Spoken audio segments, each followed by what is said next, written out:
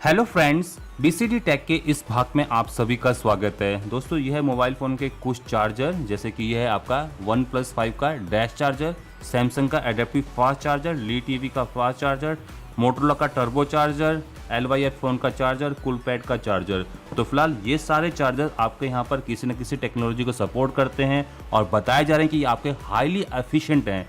कितने एफिशिएंट है, तो आइए देखते हैं कि इनमें से कौन सा सबसे ज़्यादा एफिशिएंट है। अगर आपने अभी तक बीसीडी टेक को सब्सक्राइब नहीं किया तो अपनी यूट्यूब ऐप पर सर्च करें बीसीडी टेक और सब्सक्राइब करें हमारे चैनल को। और साथ ही में अगर आप इस घंटे को बजाओगे तो हमारी वीडियो अपलोड होती सबसे पहले देख पाओगे। तो सबसे पहले यहाँ पर मैं आपको बता देता हूँ कि यहाँ पर मैं USB पावर मीटर को इस्तेमाल करने जा रहा हूँ, ताकि मैं आउटपुट पावर को आपको बता पाऊँ। और इनपुट पावर को मॉनिटर करने के लिए यहाँ पर मैं HTC इंस्ट्रूमेंट का पावर एनालाइजर यूज़ कर रहा हूँ। और यहाँ पर लोड की फॉर्म में मैं रिस्पेक्टिव फ़ोन्स को यूज़ कर रहा हूँ, जैसे कि यहाँ पर डैश चार्जिंग के केस में मैं अपना यूज़ करने जा रहा हूँ OnePlus 5 को। तो चलिए शुरू करते हैं। तो यहाँ पर मैं सबसे पहले अपने लोड को लगा देता हूँ USB पावर एनालाइजर पर, ताकि जो आउटपुट है वो मॉनिटर हो जाए। और उसके बाद यहाँ पर AC मेंस को यूज़ करने जा रहे हैं, ताकि मैं इनपुट पावर को मॉनिटर करूँ। दोस्तों, यहाँ पर मैं पहले स्टार्ट करता हूँ डैश चार्जर से। तो डैश चार्जर में जो आउटपुट होती है आप सभी को मालूम है 5 वोल्ट और 4 एम्पियर होती है। अगर मैं यहाँ पर इस USB पावर एनालाइजर या मीटर को इस्तेमाल करूँ तो ऐसे केस में ये जो 4 एम्पियर है ये नहीं बन पाएंगे, क्योंकि यहाँ पर चाहिए होता है आपको USB 3.0 वाली केबल।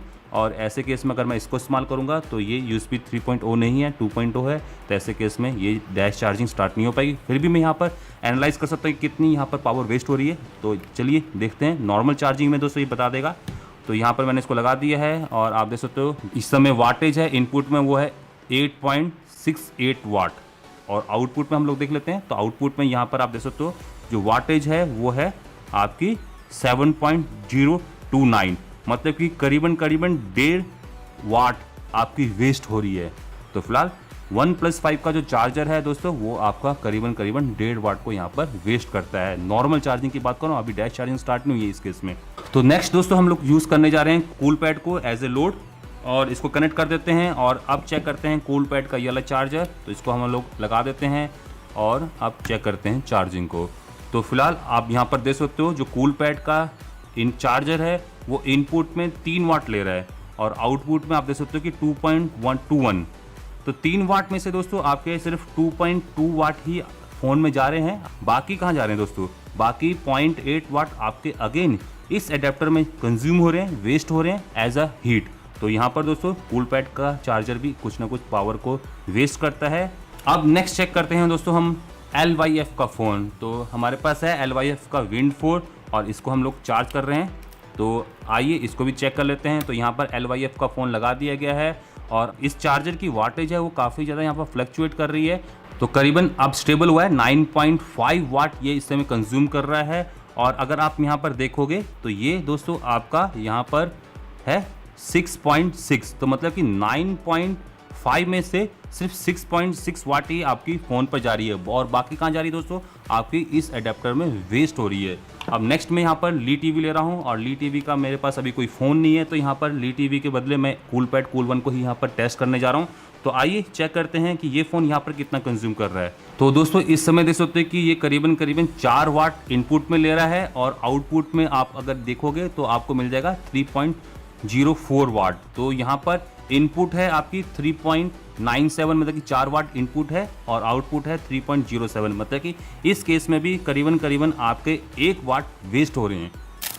तो यहाँ पर दोस्तों मैं इस टर्बो चार्जर को चेक करने जा रहा हूँ और अगेन इसको मैं लगाने जा रहा हूँ अपने Moto G5 Plus के साथ। तो यहाँ पर दोस्तों आप देख लीजिए कि टर्बो चार्जर जो कि है मोटोरोला का चार्जर, ये इनपुट में ले रहा है 9 वाट और आउटपुट में दोस्तों आपको दे रहा है 7.12 वाट। मतलब कि दोस्तों ये चार्जर भी यहाँ पर काफ़ी सारी पावर वेस्ट कर रहा है। 9 वाट में से 7 वाट ही आपकी जा रही हैं फ़ोन की साइड को, मतलब कि 2 वाट यहाँ पर आपके वेस्ट हो रहे हैं। फाइनली दोस्तों हम लोग चेक करने वाले हैं सैमसंग का एडेप्टिव फास्ट चार्जर। मेरे पास अभी कोई सैमसंग का फ़ोन नहीं है, तो यहाँ पर मैं कूलपैड कूल1 को ही लगाने जा रहा हूँ। तो देखते हैं कि कूलपैड कूल1 इस केस में कितनी पावर यहाँ पर लेता है। तो यहाँ पर आप देख लीजिए जो इनपुट वाटेज है वो है 9.32 वाट।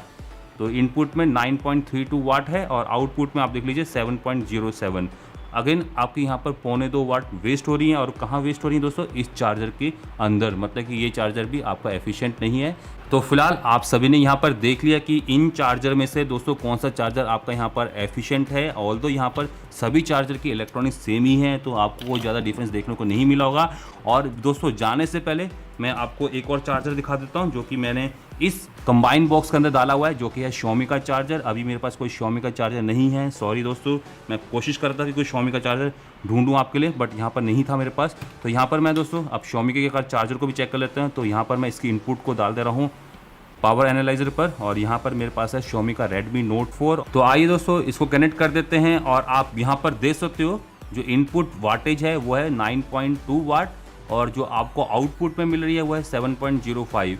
तो फिलहाल यहाँ पर Xiaomi का भी चार्जर करीबन 9.25 वाट इनपुट में लेता है और आउटपुट में आपको 7 वाट देता है, मतलब कि यहाँ पर भी आपकी काफ़ी सारी हीटिंग होती है। तो दोस्तों यहाँ पर आप सारे टेस्ट को देख सकते हो। यहाँ पर डैश चार्जर जो कि इनपुट में 8.6 ले रहा था, आउटपुट में 7.04 वाट दे रहा था, वेस्ट कर रहा था 1.6 वाट। तो यहाँ पर दोस्तों इसकी जो परसेंटेज वेस्टेज है वो है आपकी 19%। तो यहाँ पर दोस्तों अगर आप इनपुट में 100 वाट देते हो तो आपको आउटपुट में 81 वाट मिलेंगे। तो फिलहाल इसकी आपने एफिशिएंसी देख ली, यहाँ पर 19% ये आपका पावर वेस्ट कर रहा है। कूल पैड चार्जर की बात करें तो दोस्तों ये आपका यहाँ पर 27% पावर वेस्ट कर रहा है। और अगर यहाँ पर LYF के चार्जर की बात करें तो LYF का जो चार्जर है वो आपका सबसे ज़्यादा यहाँ पर पावर वेस्ट कर रहा है, 30% इसने पावर वेस्ट की है। और ली टीवी के चार्जर की बात करें तो ये भी दोस्तों आपका काफ़ी ज़्यादा पावर यहाँ पर वेस्ट कर रहा है। दोस्तों मुझे इस टाइप के रिजल्ट की यहाँ पर उम्मीद नहीं थी, फिर भी आप देख लीजिए यहाँ पर ये 25% पावर वेस्ट कर रहा है। टर्बो चार्जर की बात करें, टर्बो चार्जर दोस्तों आपका एफिशिएंट है, उतना एफिशिएंट भी नहीं है जितना कि आपका डैश चार्जर है। तो यहाँ पर टर्बो चार्जर आपका 21% पावर वेस्ट कर रहा है। एडेप्टिव फास्ट चार्जिंग की बात करें जो कि सैमसंग की टेक्निक है, इस केस में आपको 24% वेस्टेज मिलेगा, मतलब कि आपको सिर्फ 76% ही आपकी पावर यहाँ पर कन्वर्ट हो पाएगी, जिसके जरिए आप यहाँ पर फ़ोन को चार्ज कर सकते हो। और बिल्कुल दोस्तों सिमिलर आपको यहाँ पर Xiaomi के चार्जर से भी मिला है। तो यहाँ पर दोस्तों सबसे एफिशिएंट है आपका डैश चार्जर, आपने यहाँ पर रिजल्ट में देख लिया, ये आपका यहाँ पर काफ़ी कम पावर वेस्ट कर रहा है। और बाकी चार्जर की बात करें तो दोस्तों यहाँ पर LYF का चार्जर और कूल पैड का चार्जर, ये दोनों दोस्तों यहाँ पर बहुत ज़्यादा पावर वेस्ट कर रहे हैं। डैश चार्जिंग के बाद जो सबसे बढ़िया चार्जर है वो है आपका टर्बो चार्जर, जो कि यहाँ पर आपकी 21% पावर ही वेस्ट कर रहा है। तो ऑल्दो दोस्तों ये जो नंबर हैं ये काफ़ी ज़्यादा हैं, लगभग आपके 20 से 30 के बीच में लाई करते हैं। तो दोस्तों इस केस में मैं रेकमेंड करूँगा कि आप इस डाटा पर ज़्यादा मत गौर कीजिए, क्योंकि यहाँ पर जो आपकी इनपुट पावर है वो आपकी करीबन 10 वाट है, और 10 वाट का मतलब हो गया कि करीबन 100 घंटे तक अपने इस एडेप्टर को लगाते हो, चलाते हो, तब जाके आपकी एक यूनिट जलेगी, मतलब कि काफ़ी कम पावर कंज्यूम करते हैं। जानने से पहले एक चीज़ और दिखा देता हूँ कि अगर आप यहाँ पर बिगर लोड के चेक करते हो इन सभी चार्जर्स को, जैसे कि अभी मैंने Xiaomi का चार्जर लगा रखा है और कोई लोड नहीं है, तो यहाँ पर आप देख सकते हो कि जो पावर कंजप्शन है वो है 0। अब इसके बाद मैं चेक करने वाला हूँ एडेप्टिव फास्ट चार्जर लगा दिया है, और इनिशियल कुछ इसने यहाँ पर पावर कंज्यूम की थी, बट फाइनली ये भी 0 हो गया। तो ये भी आपका यहाँ पर 0 पावर कंज्यूम करता है। टर्बो चार्जर आपका इनिशियली कुछ लेता है, उसके बाद ये भी 0 पर चला जाता है। और उसके बाद अगर ली टीवी के चार्जर की बात करें तो ये आपका यहाँ पर कुछ नहीं ले रहा है दोस्तों, बिल्कुल 0 पावर कंज्यूम कर रहा है। उसके बाद अगर मैं कूल पैड के चार्जर की बात करूँ तो ये चार्जर आपका इनिशियली कुछ लेता है और उसके बाद भी 0 हो जाता है। और यहाँ पर अगर मैं LYF के चार्जर की बात करूं, ये भी इनिशियली कुछ लेके 0 हो जाता है। और यहाँ पर अगर मैं डैश चार्जर की बात करूं दोस्तों, ये आपका इनिशियली कुछ लेता है और आपका 0 नहीं होता है, मतलब कि आप इन सारे चार्जर्स को वॉल आउटपुट पर लगाकर छोड़ सकते हो, और ये चार्जर आपका यहाँ पर कोई भी पावर कंज्यूम नहीं करेगा। जबकि यहाँ पर दोस्तों डैश चार्जर आपका पावर कंज्यूम करेगा। ऑल्दो दोस्तों ये पावर बहुत ही कम है, मतलब कि 0.1 वाट है। तो ऐसे केस में 1000 घंटे चलने के बाद दोस्तों 1000 घंटे चलने के बाद एक यूनिट कंज्यूम होगी, तो आप इसको लगा रहना दे सकते हो। तो फिलहाल दोस्तों आप सभी को यहाँ पर ये भी पता चल गया कि इन चार्जर्स में से कौन सा चार्जर आपका वॉलेट पे सबसे ज़्यादा पावर कंज्यूम करता है जब यहाँ पर आप अपने फ़ोन को चार्ज नहीं कर रहे होते हो। तो दोस्तों इसी के साथ मैं अब इस वीडियो एपिसोड को यहीं पर समाप्त करने जा रहा हूँ। आशा करता हूँ कि आप सभी को ये वीडियो पसंद आया होगा। अगर दोस्तों पसंद आया तो इस वीडियो को लाइक करना, शेयर करना, और जाने से पहले मेरे चैनल को सब्सक्राइब करके जाना। सब्सक्रिप्शन लिंक आपको यहाँ पर नीचे देखने को मिल जाएगा। नमस्कार, जय हिंद, जय भारत, वंदे मातरम।